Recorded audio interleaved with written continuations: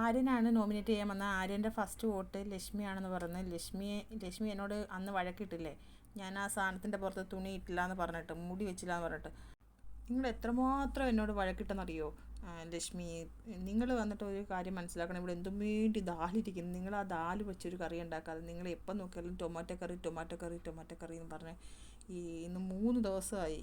നാളെ ഫ്രൈഡേ ആണ്. നാളെ ഇനി അതെല്ലാം ബാക്കി കിടക്കുകയാണ്. എന്തും വേണ്ടി സാധനങ്ങൾ ബാക്കി കിടപ്പുണ്ട്. എന്നിട്ട് എന്തിനാണ് ഇങ്ങനെ കാണിക്കുന്നത്? നിങ്ങൾ ഓവർ പ്രിൻസിപ്പളായിട്ട് മാറുകയാണ്. നിങ്ങൾ പ്രിൻസിപ്പളാണ് കുട്ടികളുടെ അടുത്ത് അമ്മയുടെ അടുത്ത് പറയുമെന്ന് പറയാം. നിങ്ങൾ എന്നോട് പറയുന്നത് എൻ്റെ അമ്മയുടെ അടുത്ത് പറയുമെന്ന്. എൻ്റെ അമ്മയ്ക്ക് എന്നെ അറിയാം. എൻ്റെ അമ്മയോട് കംപ്ലയിൻറ്റ് ചെയ്യുമെന്നൊക്കെ പറയുന്നത് ഒരു പ്രിൻസിപ്പൾ മാതിരി ട്രാക്ക് പിടിക്കുന്ന മാതിരി ആയിപ്പോകുമെന്ന് ആര്യൻ പറയും. ലക്ഷ്മി ഇതെല്ലാം കേട്ടിരുന്ന് ചിരിക്കുകയാണ്. അമ്മയ്ക്ക് ശരിക്കും മലയാളമൊന്നും അത്ര അറിയത്തില്ല. എന്നാലും അമ്മ എന്നുള്ള വാക്ക് കേൾക്കുമ്പോൾ അമ്മ തെറ്റിദ്ധരിക്കുക.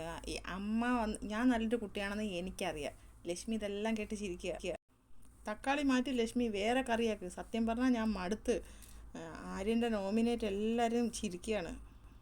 റേഷൻ കുറവുള്ള സമയത്ത് നിങ്ങളിങ്ങനെ തക്കാളി ആക്കിയാൽ നിങ്ങൾ ജയിലിൽ കിടക്കും. നിങ്ങൾ ജയിലിൽ പോയാൽ ആ ടൈമിൽ ഞാനാവും അവിടുത്തെ ക്യാപ്റ്റനാണ്. അതാണ് എൻ്റെ ഒന്നാമത്തെ കാര്യം.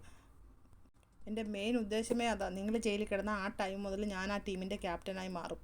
ആ തക്കാളി മാറ്റി ഞാൻ വേറെ എന്തെങ്കിലും ഉണ്ടാക്കാൻ നോക്കും. നല്ല ബ്യൂട്ടിഫുൾ ഡിഷ് കൊടുക്കുന്നത് എല്ലാവരും നോക്കി നിന്നോളാനെന്ന്. ലക്ഷ്മി ജയിലിൽ പോയാൽ ആ കിച്ചൺ ടീമിൻ്റെ ഫുഡിൻ്റെ ക്വാളിറ്റി ഞാൻ മാറ്റി കൊടുക്കും, നോക്കിക്കോ. സെക്കൻഡ് നോമിനേഷൻ ഞാൻ സത്യം പറഞ്ഞാൽ അനിമോളായിരുന്നു. എന്നാൽ ഞാൻ ചെയ്യുന്ന അനീഷേട്ടനെയാണ്. അനീഷേട്ടാ, നിങ്ങൾ ഒരു വട്ടം കൂടെ ജയിലിൽ പോയി കിടന്ന് നല്ലോണം ഒന്ന് ആലോചിക്കുക.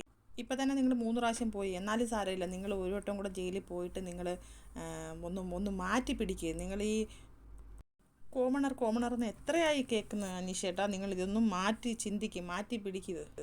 ജയിലിൽ പോയാലും ഞാൻ തന്നെ ആയിരിക്കും.